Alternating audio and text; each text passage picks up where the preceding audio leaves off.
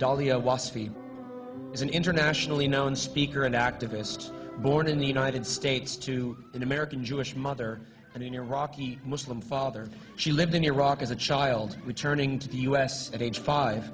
After graduating from Swarthmore College with a BA in biology in 1993, she earned her medical degree from the University of Pennsylvania in 1997. Dr. Wasfi has made 2 trips to Iraq to visit her extended family since the 2003 shock and awe invasion, including a 3-month stay in Basra in the spring of 2006.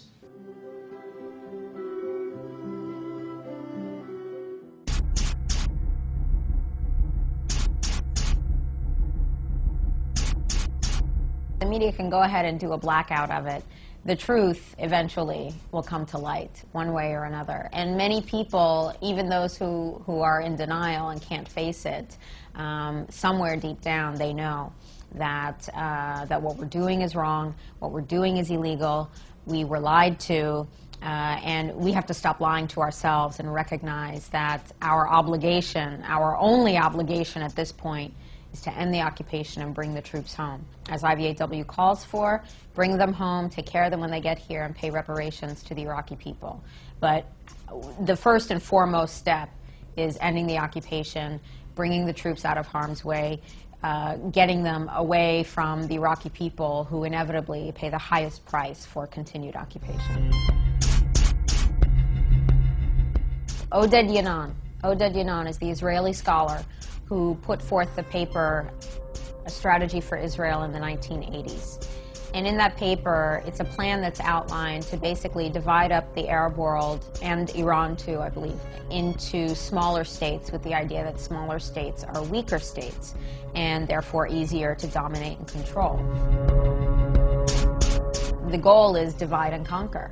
If people are pitted against each other and fighting each other, then they are basically, their attention is diverted, and it's easier for the empire power to take the resources and subjugate the people, and then you have colonialism. So in this paper, there's basically, it was a right-wing proposal, but nevertheless, you see it coming to pass today with the proposal to divide Iraq into three parts, which is not what Iraqis want. Iraqis, the majority of Iraqis want the occupation to end. They want the restoration of Iraq. A clean break, a new strategy for securing the realm, came afterwards, but also in the spirit of A Strategy for Israel in the 1980s by Oded Yanon. That paper was written, A Clean Break was written by Richard Perle, Douglas Feith, and David Wormser. All 3 of them had high-ranking positions in the government of Benjamin Netanyahu in 1996, and that paper was written for that administration in Israel. That paper called for 3 major objectives. Cutting off peace talks with Yasser Arafat, it was 1996, keep in mind. Launching military assaults on the occupied territories of Palestine, and those 2 things ended up happening. And the third objective was deposing Saddam Hussein.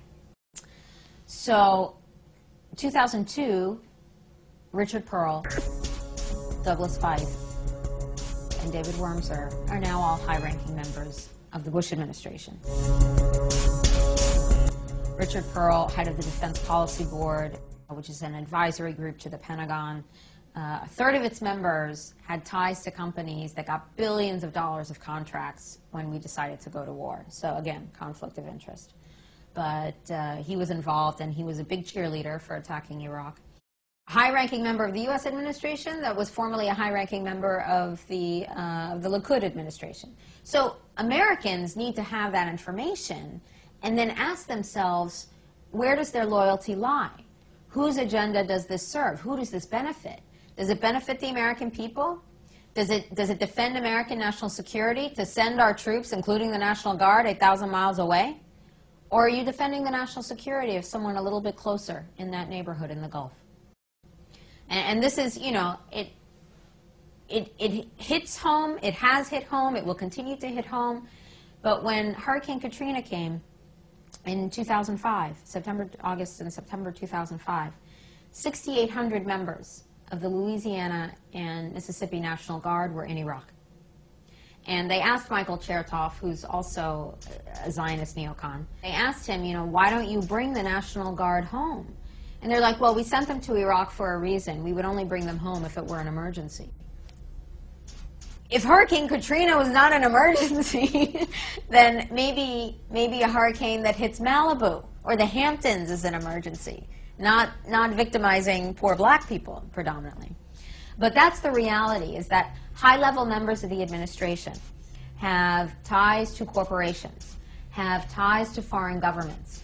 And Douglas Feith actually had to resign from his position in the Pentagon. He was the third highest-ranking civilian in the Pentagon. And then he began to be investigated by the Senate Foreign Relations Committee and the FBI because top-secret U.S. information on Iran's nuclear program was leaked to the Israeli government through his office. There were issues there about ties to AIPAC, the American Israel Public Affairs Committee.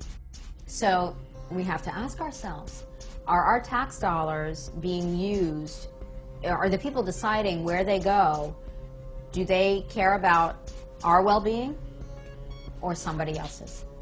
And that is the ultimate question, because that's what the Bush administration is telling us, that we're doing this for you, we're protecting you, this is all for you.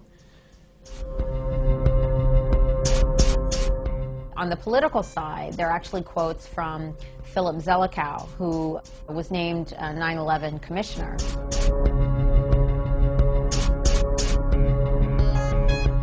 He's one of the neoconservative Zionists who is in the Bush administration's cabal at the time of the invasion.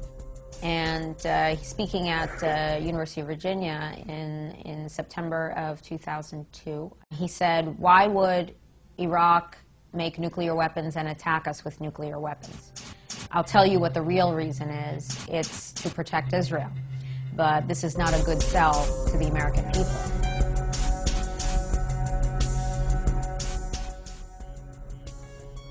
So rather than saying to the American people, Bush says, we need you to send your sons and daughters to go kill and be killed for control of oil and Israeli national security, this is not going to go over well with the general public.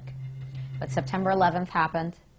We were made to be afraid. The whole country was in a state of shock. We were lied to and said Saddam Hussein did it. We were lied to and told that he had nuclear weapons and would strike us in 45 minutes. And with that pressure, there was still a lot of hesitation and, of course, worldwide demonstrations against the invasion. Americans need to have that information and then ask themselves, where does their loyalty lie? Whose agenda does this serve? Who does this benefit? Does it benefit the American people? Does it defend American national security to send our troops, including the National Guard, 8,000 miles away? Or are you defending the national security of someone a little bit closer in that neighborhood in the Gulf?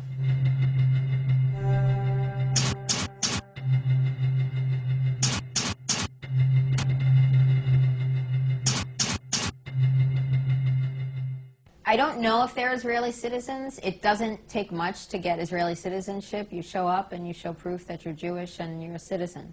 So they were high-ranking members of the Israeli government at the time. Aren't Palestinians Semitic too? Mm-hmm. Yeah, the definition is pretty much anybody from that region, the Mediterranean region. So anti-Semitic doesn't even make any sense. What can I say? The Zionists took the land, they took the terms, they took the hummus. It's a tough call to say who's controlling whom. Both administrations, Israeli and U.S. administrations, are benefiting from the relationship, and the majority of people are paying the price, and a horrible price.